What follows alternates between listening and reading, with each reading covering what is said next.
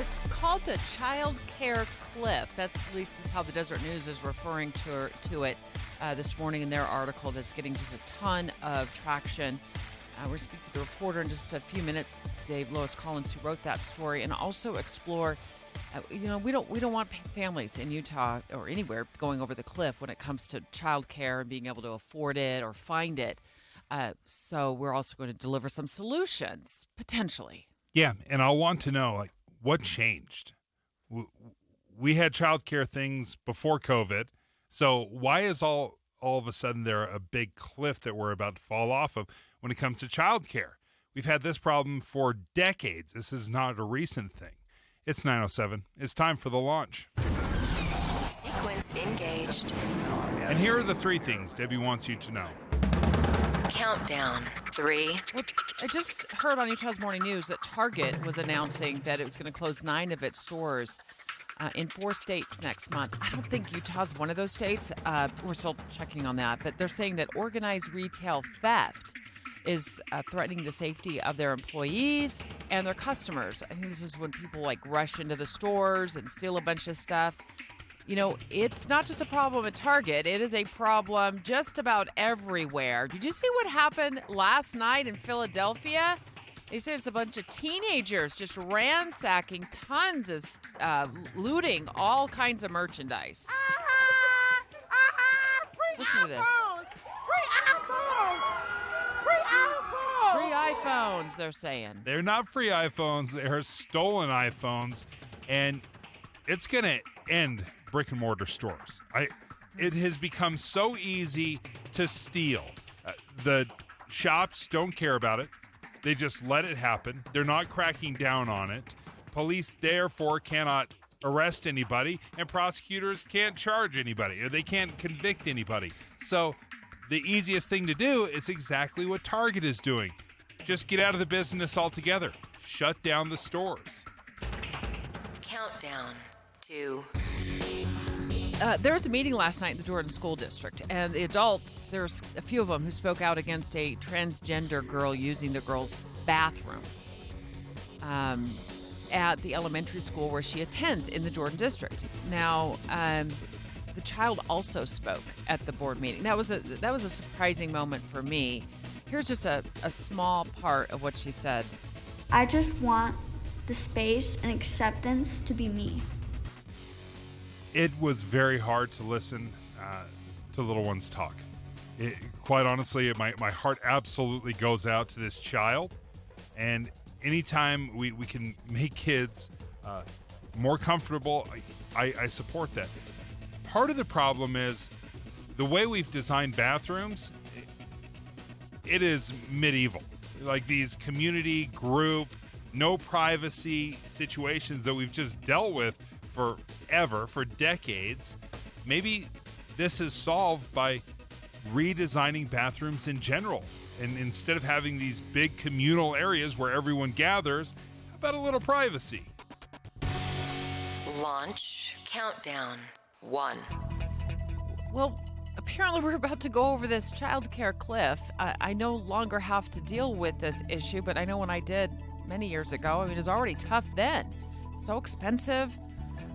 It was hard to find a place that would take all 3 of my kids all at once because of their age differences. So now we're running out of this federal money that was infused during the pandemic to financially support and shore up these child care centers that, of course, suffered this major setback when the pandemic basically shut down the world. And I'm reading in the Desert News here, Dave, that parents are already paying $1,000 a month. And with this money rate running out this weekend, it's this weekend. Look for the tuition tab to go up even higher? What? Well, and I can tell you this. I've talked to some folks that are in this business. One friend specifically said, this is not daycares raking in boatloads of cash. This is not a big money-making endeavor. So they're struggling as well, just like the parents are trying to scramble and find somebody, because both sides are financially strapped, both the provider and the parents. Dave and Dujanovic. The Launch. Commence. Dave and Dujanovic. Special coverage of the top national story. I don't want only to focus on the, oh my goodness, we're all going to go over this childcare cliff together this weekend. I don't know how quickly the fallout is going to be felt. I know a lot of families are already feeling the pinch because it is so expensive. And as you pointed out, rightfully so, Dave, that daycare centers, they've got a lot of expenses. They've got to pay their employees more to be more competitive and keep employees around. In just a few moments, we're going to focus on some solutions that other states are looking to help mitigate this cliff, if you will. I wonder how much of this will be solved by the federal government or the state government, and how much will be solved by businesses. We're starting to see businesses start to provide some sort of child care. If you go work out, you can get child care at, as you lift weights or as you go to spin class, something like that. I wonder if there are alternatives outside of the conventional way we think of daycare, which is drop your kid off, before you go to work and then pick them up after you're done. That would be such a great idea. And it doesn't have to just be one business. Maybe it's the businesses within a particular block or community or neighborhood that get together and do it. There's another issue to that, which would help would resolve a lot of angst for a lot of parents, and that is when your child is at a daycare facility 10 miles away near your home that you dropped them off at, or near the school where they got picked up from and dropped off in the afternoon, and something happens, mom and dad are downtown or 20 miles away, that's all kinds of crazy, right? You're just trying to run there. And if they're at the place where you're working, that could be lovely. Well, tell me, wouldn't that be a benefit? So often we take jobs because of the benefits. Totally. We either like the health care. Yeah. If that was offered back when you had kids and you were scrambling around with their care, what would you be willing to sacrifice as far as time, money, and job satisfaction if that was one of the benefits? Well, I think it would boost job satisfaction. Oh, absolutely. Right? Because you're not so stressed trying to figure out what to do and how to care for your kids when they're so many miles away. No, I would love that. In fact, we talked about that here. That was brought up here a long time ago. I've been working here since 2000. So, yeah. That was a suggestion. It was a suggestion. It got floated, and then it got scuttled or something. I don't know what happened, but I would love that idea. So the New York Times, Deseret News, they've really done a lot of reporting. A lot of Deseret News has done a great job laying it all out. But basically, you're looking at 43% of child care centers who were surveyed said that they would have to raise tuition when these grants run out at the end of September, which is this weekend. So we're up against this deadline. It's going to happen. The money's not going to be reinfused. It's going to happen. And then 22% said they'd have to cut staff and they would be able to serve fewer children. We know if there are fewer places at a child care center, that means the supply is not going to meet demand. And so therefore what happens, Prices skyrocket. Prices go up. Lois Collins from the Deseret News is walking into studio right now. She's the one who did this amazing story. It really spells out the problem. If you haven't had a chance to check it out, please do so at Deseret.com. She's going to also help us parse through some solutions that some states have come up with. Unfortunately, none of them in Utah, but maybe Utah lawmakers can take a page out of one of these states' playbooks. So let's stick around and listen to what Lois has found out in terms of solutions to this looming cliff. We're talking about this child care cliff when this federal pandemic money runs out for child care that was infused into daycare centers across America. Runs out this weekend. It's not going to be reinfused. We're done with that. But David, I wanted to ask a question of Lois Collins, who's the Deseret News reporter who's been writing about this issue. What are those possible solutions that are being looked at? Yeah, it's something we've been struggling with for a long time. I think after the pandemic, it's very easy to focus on the negatives. I think it's also opened up some unique opportunities. Think about remote working. That was not a thing before the pandemic. Now, all of a sudden, the flexibility in schedules, employers are realizing, oh, maybe that is is possible. So there's maybe a hybrid schedule that is a part of this solution. It's very hard to kind of shift our brains, I think, because we think, oh, drop the kids off before work, pick them up after we're done. And I think there's more nuance to it nowadays. Lois Collins with the Deseret News. Just incredible reporting. You've looked into so many angles on this issue that's looming. And one of those angles is it's now at $985 a month, you were saying, on average, to put one child in daycare. So, and infants are really expensive. So if you're in Washington, D.C., it's over $400 a week for an infant. In Alabama, it's only $128, and I say only $128. You multiply that by the number of weeks in a month, and that's a lot. Yeah, it starts. And if you have 2 kids, then yikes. I've often thought maybe one of the solutions is more of a private sector solution where companies offer this as a benefit. Maybe that's laced with controversy, but maybe companies get together in the same area and sort of subsidize a daycare center for their employees. It was just a thought. And that has been happening. I mean, Intermountain Healthcare has some daycare down at least one location that I know of. The health department has an on-site daycare. It's not a pure benefit in that it's not that you can just bring your kid no cost, but that has been done a lot of places. But the trick is scale. It's complicated. So you have to know that you have enough employees who would need it at a certain time. I heard you mention earlier that maybe you combine, everybody on a block and a busy block comes up with one, but you got to think about liability and licensing and a bunch of other things. So it's not just as easy as saying, hey, let's just offer daycare starting Tuesday. Yeah. So what is it that is leading us to this quote unquote child care cliff? So daycare centers were already and I say centers, that includes both home and center-based, but say a household where somebody has 5 kids from the neighborhood or whatever, they were already struggling financially. It is very hard to find employees right now in a lot of sectors, but in the daycare sector, the average wage is something like $12 an hour. Why would you do that when you could go work at, Costco or somewhere for much more than that? I think even McDonald's now in a lot of places beats the wage of a daycare center. So that was one of the problems. Then when the pandemic first started, people quit taking their kids to daycare because they couldn't. Daycares couldn't take in the kids in a lot of cases because of regulations, but also families were sent home. So why would you take your kid to daycare?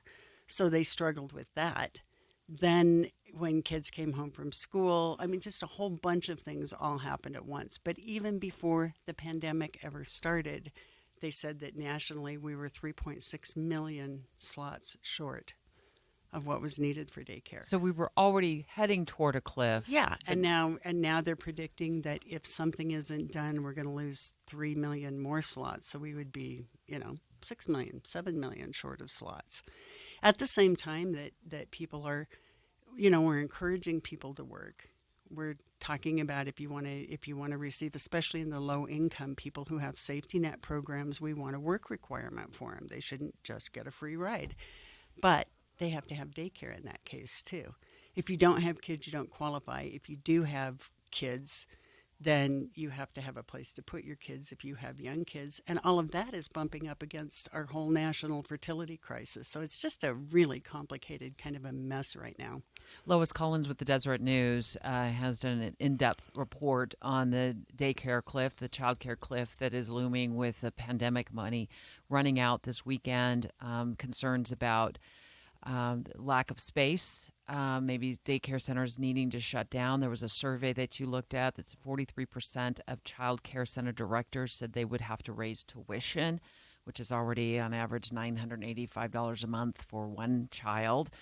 Let's talk about what you found with solutions that are being worked on in Congress. Is there anything? So the first thing that comes to mind is that Nancy Mace and Ro Khanna, he's a Democrat from California, and she's a Republican from South Carolina, have put together a coalition. It's a bipartisan caucus on the issue. So they haven't done anything yet, except for agreed that it's a big crisis and put together this bipartisan caucus. But the word bipartisan and Congress, just thrills me right now because there's just not a lot of that. So maybe they will come up with solutions. Canna has said that he would like to see, and he is working on legislation, but the details are not really available yet. But his goal is parents, one assumes it would be income eligibility, but parents would pay $10 a day out of pocket. And daycare providers would be, if you worked in a daycare center, you would make $20 an hour. We'll have to see what the details are on that and how that would come about. Some states have put money in. Some states, like Utah, have put money into early childhood education to try to get people to stay. So it's been in the form of like a bonus, a one-time, For here's employees. $2,000 for people who work in this. My kid got one. She works in an after-school program. So there are different efforts like that. There have been more comprehensive things. I think that New York, Vermont, and Minnesota have all tried to stretch out the pandemic aid themselves by cobbling together finances themselves. You see some states are talking about some sort of a partnership where the family, the state government, and some federal funds, as well as employee funds, it would come out to about a third, Would all pay into where they it? would each contribute. Okay. That's a possible solution that's being discussed. Virginia put money in, but its plan counts on a federal match that may or may not be there with this money disappearing. So it sounds like all of these solutions, at least that you're speaking of, are either state-run or federally run. It is some sort of Still grant. government. It is still government money. Yep. And the reason we're talking about this is because the American Rescue Plan, which had set aside about $24 billion in grants and subsidies for childcare, that money is exhausted. That's gone, you said, by the end of the month? Right, and it's important to point out that money was specifically for the centers themselves. It was direct to centers as opposed to subsidizing families. It's not going to the parents. So who no, can it never pay went to the parents. It went to the centers to pay for, higher wages, to pay for utilities, mortgage, that kind of thing. Lois, before we let you go, we have about a minute left. You've been doing so much reporting on this.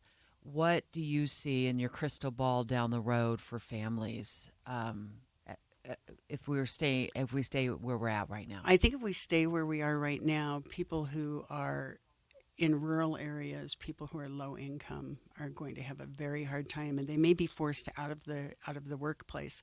And the bad thing about that is, if you're forced out of the workplace, then you can't advance. You're stuck in place. And so I think that that's a real possibility. Lois Collins, thank you for joining us and for your reporting from the Deseret News. You can read Lois's article. Just go to Deseret.com. Our conversation is far from over, Lois. I know you got to run, but make sure you tune in the 11 o'clock hour. We actually have a coworker here. He just told us that his daycare expenses were just increased. I thought they were already wildly, expensive. Carlos is going to join us. He said he's now concerned that this is going to increase his daycare costs even more. And I know when he went to find daycare for his daughter, it was already hard. There was such a shortage of it back then. Waiting list. Yeah, so we're going to get an update on Carlos's situation in the 11 o'clock hour. We've also reached out to our listeners as well on Facebook and asked them, how much are you paying a month for daycare? It's called a child care cliff, and we are set to go over the edge of it this weekend. Why? Well, I think a lot of us probably don't remember this, but back in 2021, Congress infused a lot of money into the economy. We know that part, but what we didn't realize is there were billions of dollars infused into child care facilities, whether there's at-home facilities or, brick and mortar buildings that we, drop our kids off at. That money is going to expire. It's exhausted at the end of this week, which is Saturday, and the fallout from it will most likely be felt in terms of child care centers needing to cut back staff, according to surveys that have been done of directors of child care centers, and also having to raise prices. Yeah, and this is going to be brutal for families that have kids that are dealing with daycare. It was all part of the American Recovery Act, and it was tens of billions of dollars. I think it was $24 billion that was set aside that would be sent directly to the daycares, and then they could use that kind of however they wanted to either pay for mortgages or leases, however they wanted to use it, and that money's drying up.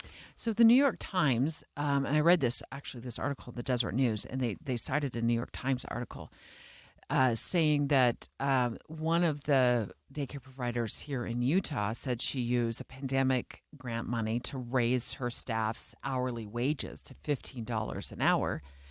And then when the grant ends, she's going to have to raise tuition.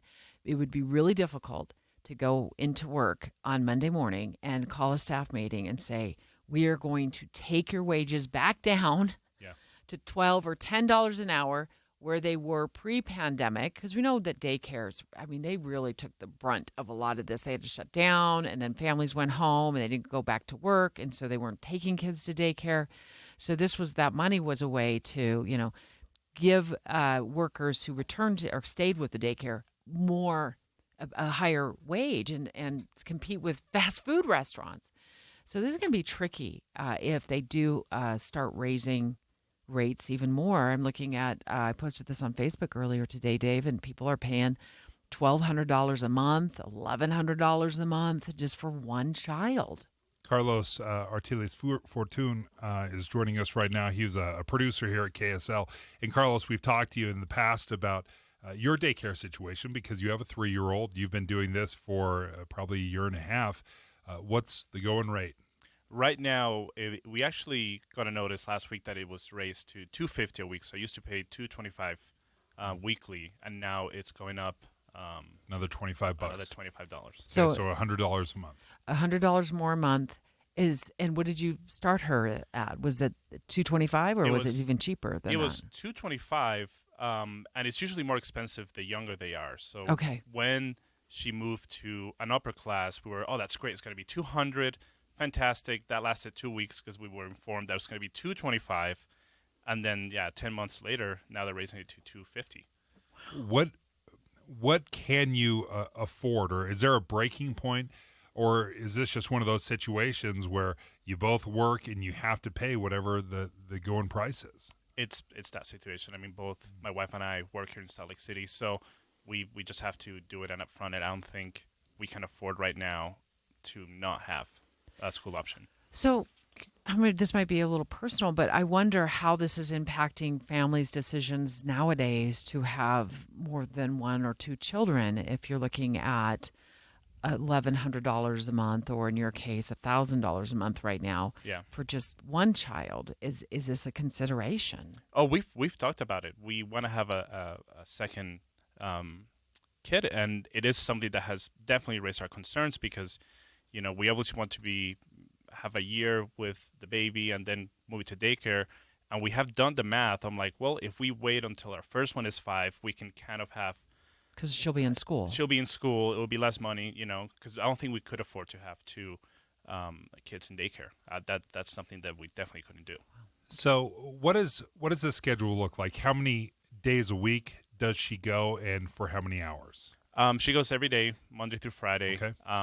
Thankfully, I come in a little bit later, so I take her in at around 9, and then my wife picks her up at around 5. Okay, so an 8-hour day that she's there. Yeah.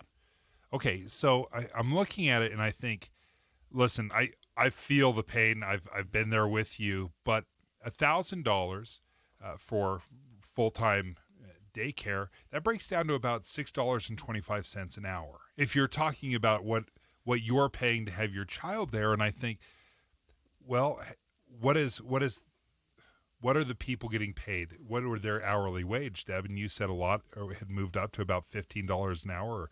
And, well, if that's the case, then you can see how it's not like these daycare centers are raking in money hand over fist. Mm-hmm. You can see their margins are probably pretty slim themselves.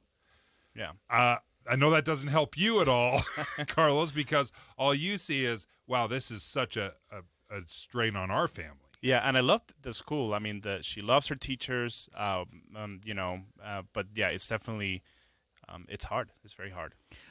You're concerned that with this pandemic money running out, that the price tag will go up even more? A little bit, yes, because I mean, there's so many factors, and the school has a lot of kids. They have a lot of staff.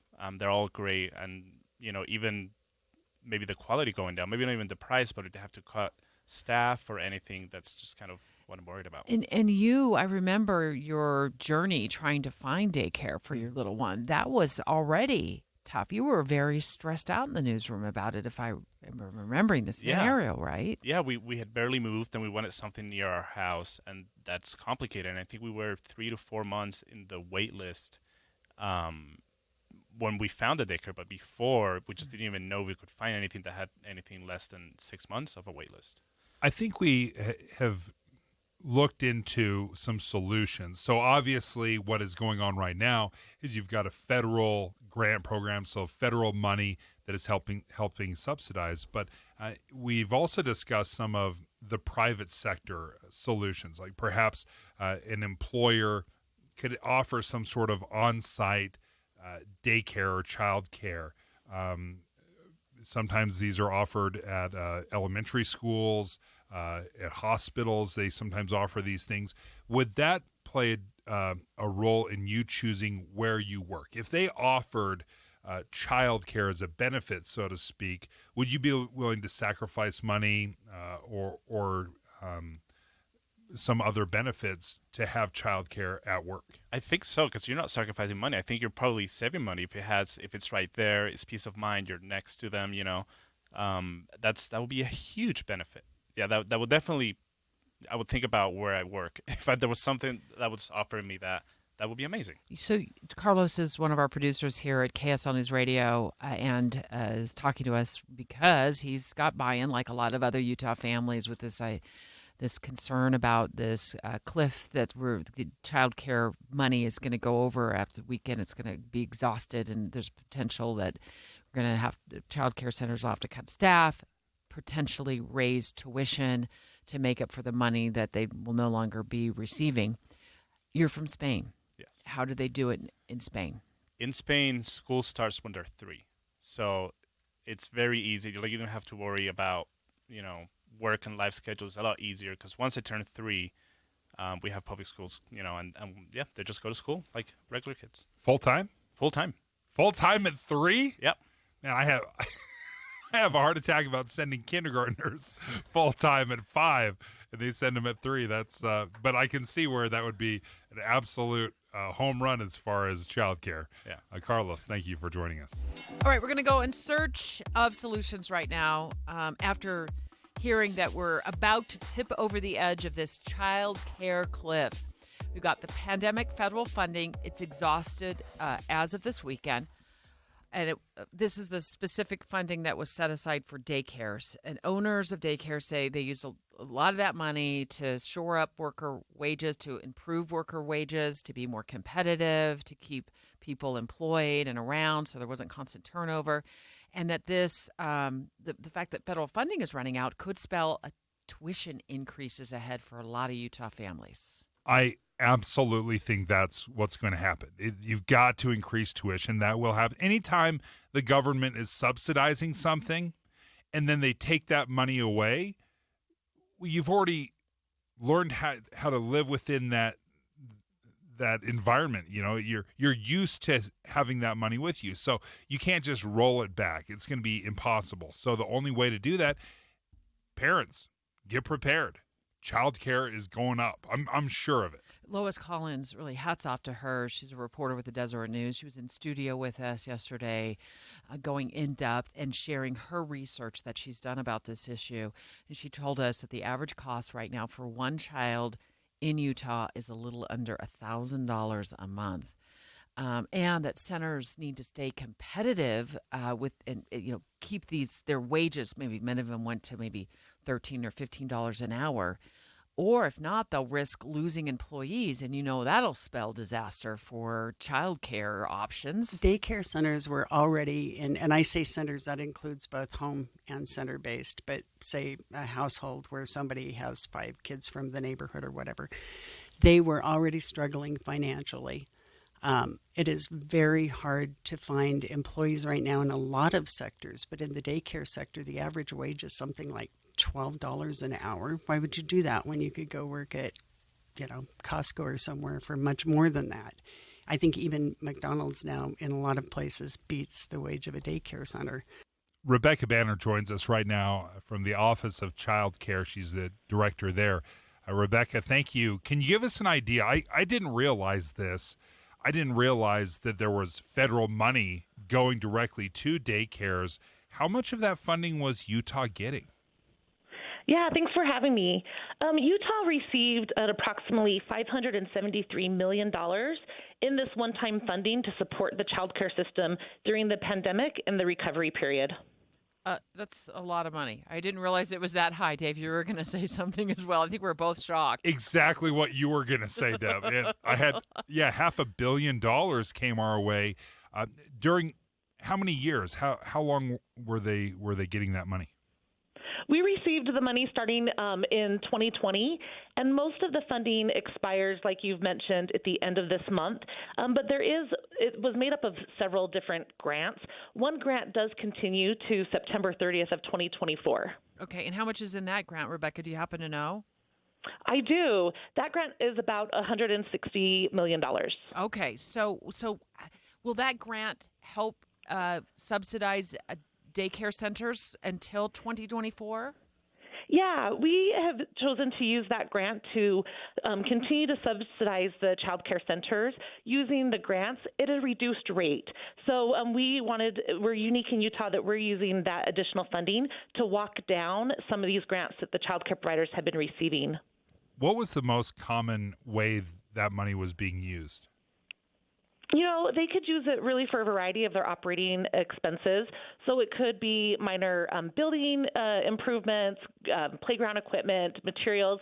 But I do believe a lot of the providers used it for some of their personnel costs, like you mentioned. The wages. Rebecca Banner is with the Office of Child Care. She's the director there here in Utah. We're talking to her because there's this pandemic money. A lot of it is drying up and already has dried up. But thankfully, we're now learning that there's going to be $160 million in money that's still available to daycare centers until 2024. Did you say September 2024, Rebecca?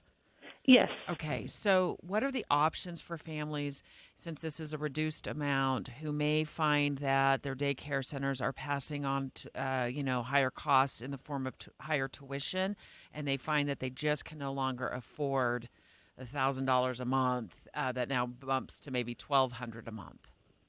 Yeah, we do have a resource available because we know that childcare can be expensive for families. In our department, we administer the child care subsidy program that it can offset some of the cost of child care expenses for families. So if people are having trouble affording their child care, we would encourage them to come to our website, jobs.utah.gov/OCC, and they can learn more about the subsidy program and what assistance may be available for them. So obviously we had child care before this federal money was coming in. Why have things changed so dramatically from what it was before? Yeah, I think in general, all expenses have gone up over the last little while.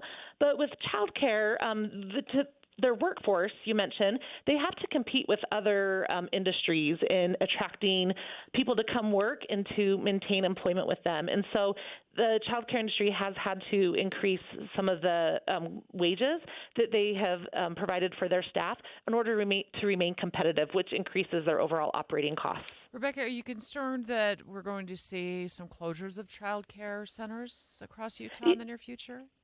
Yeah, when this program rolled out, we knew it was one-time funding, and so we'd asked the providers receiving this grant to think about what would happen when this program would end. And some of the common things that we heard did include that there might be some closures. So we expect some of that. We just don't know what that magnitude would be yet because each provider uses these costs in very different ways and have different strategies on how to cover these in the future. Do we have a shortage of child care facilities in Utah? Yeah, we do. We have child care facilities throughout the state. when shortages kind of depend on the age group that you're looking for, and the area that you're looking for. So some areas may have a lot of may have availability in some age groups, but not others. But in general, we could always use more childcare facilities and slots throughout the state. Is there any one-stop shopping website where families can go to research openings instead of Googling individual childcare facilities and calling them? There absolutely is. I'm so glad you asked. A great resource families can go to a website. It's careaboutchildcare.utah.gov. And families, like you said, can go find available child care slots in their communities.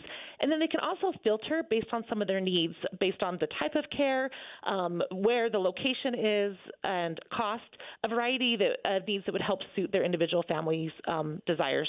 What was that website again? It's careaboutchildcare.utah.gov.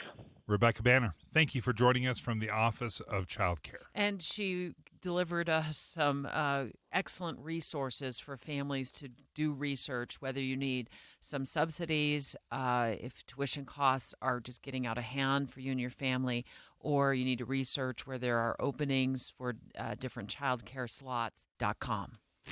Dave and Dujanovic. Before Dave and Debbie get started each day, this station is all news all morning.